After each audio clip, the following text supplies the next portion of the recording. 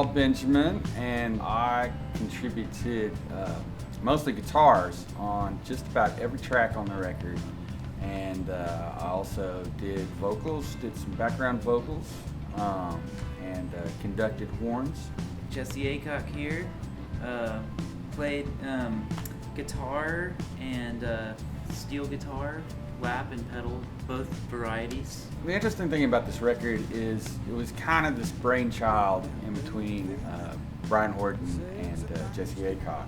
And those guys are just these deep crate diggers. Man, they are record collectors for sure. And so they had come out with pretty much mostly the playlist that we were going to keep for these sessions. And I hadn't been out to the Lake House studio before the sessions, and most everybody else had been out there to check it out. When you get to the edge of Grand Lake, all of a sudden there's this building that you just walk into, and it's this wonderland.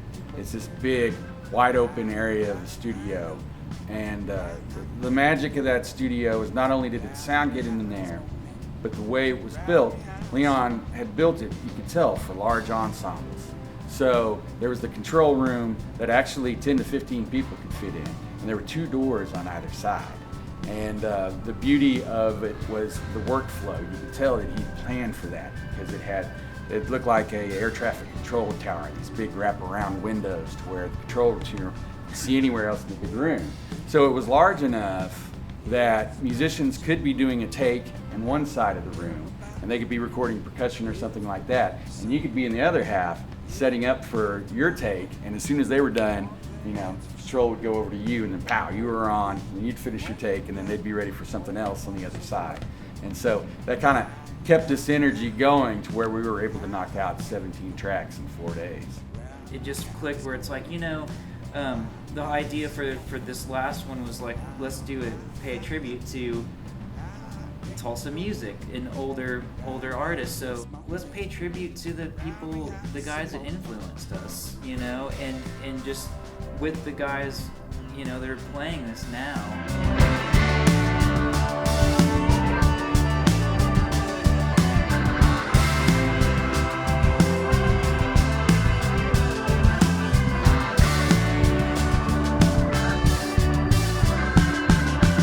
Getting to record Ride Me High, it had happened after the session with the largest amount of players on it. It was late night. It happened to be my birthday. And it'd been a long day. It had already been a 10-hour recording day. And I told Brian, look, this is going to be just like this extra track on the album and stuff. And we did it, and we did it like that. We just jammed it like we always do, and had a ton of musicians on it. One take. And turns out that he ended up putting it on the record. So it made the vinyl. And what you hear is faders up. There's all kinds of instruments out of balance. Some things are really loud and some things are really quiet, and those are some of my favorite recordings somehow. All the songs are special in their own way.